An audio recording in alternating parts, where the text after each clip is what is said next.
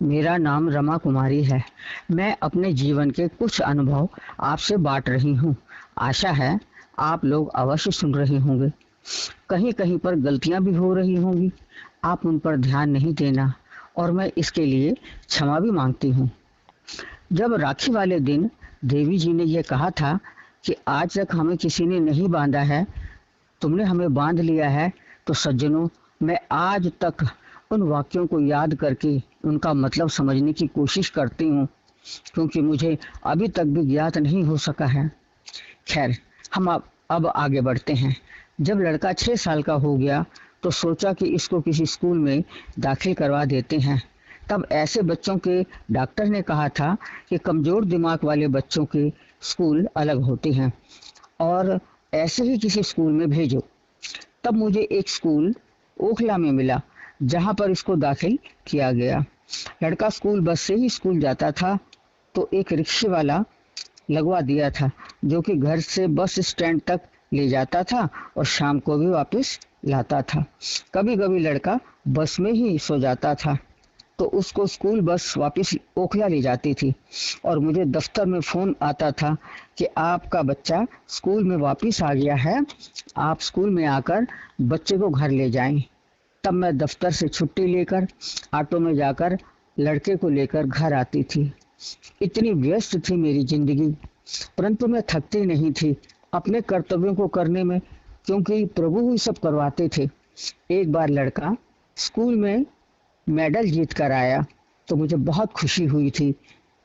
तो सोचा मेरे बेटे का ये पहला पुरस्कार है, क्यों ना मैं चौकी में जाकर माता का मुंह मीठा करवाऊं। यह सोचकर मैं पेठे का डिब्बा लेकर मंदिर में चौकी वाले दिन यानी शुक्रवार को गई। शुक्रवार को मंदिर में ज्यादातर पेठा ही बढ़ता है, ताकि व्रत रखने वाले भी प्रसाद खा सकें।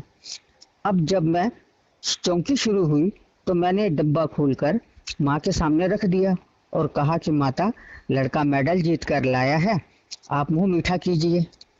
बड़ी देर तक मैं यह देखती रही कि माता अपने हाथों से कैसे भोग लगाती है, क्योंकि ऐसा दृश्य मैंने कभी नहीं देखा था।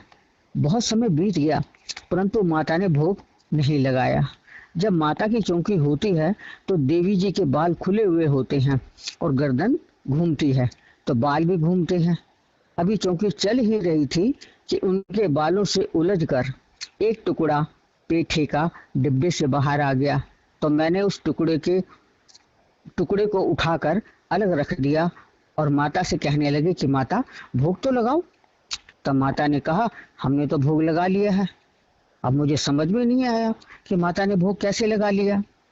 बहुत दिनों के बाद ये बात समझ में आई थी कि जो टुकड़ा डिब्बे से बाहर आया था बालों के जरिए, तो वो ही भोग था। तो सज्जनों, माता का ये चमत्कार ही था जो मुझे मानसिक सुख देता है। आप लोग माता का चमत्कार तो देख ही चुके हैं कि माँ भगवती ने अपनी शक्ति से कोरोना को खत्म कर दिया है, और अभी तीसरी लहर की भी जो संभावना है उसे भी माता ही खत्म करेगी।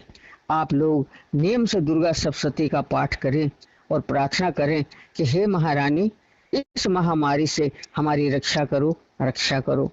शेष अगले अंक में।